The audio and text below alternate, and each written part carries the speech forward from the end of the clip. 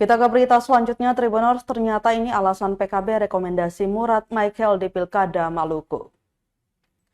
DPP PKB merekomendasikan Murad Ismail dan Michael Watimena untuk maju Pilkada Maluku 2024. Rekomendasi diserahkan langsung oleh Wakil Ketua Umum DPP PKB Jazilul Fawait didampingi Ahmad Syukri, Wakil Sekjen DPP PKB. Melalui rekomendasi itu, dia berharap agar Murad Michael dapat memberikan yang terbaik bagi masyarakat Maluku dengan bekerja lebih baik lagi.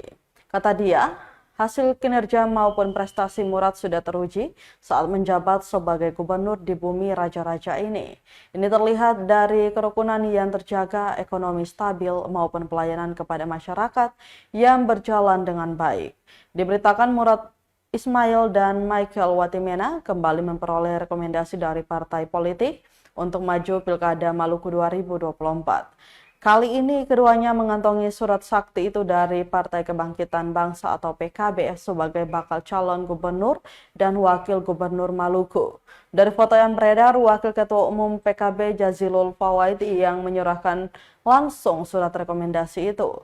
Informasinya, penyerahan rekomendasi kepada pasangan bakal calon kepala daerah itu berlangsung di kantor DPP PKB Jakarta Minggu 4 Agustus 2024.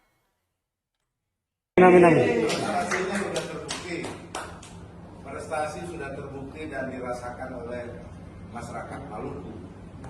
Kerukunan terjaga, ekonomi stabil, pelayanan kepada masyarakat berjalan dengan baik. Itu yang kita harapkan ke depan, Pak Murad. Download Tribun X sekarang, menghadirkan lokal menjadi Indonesia.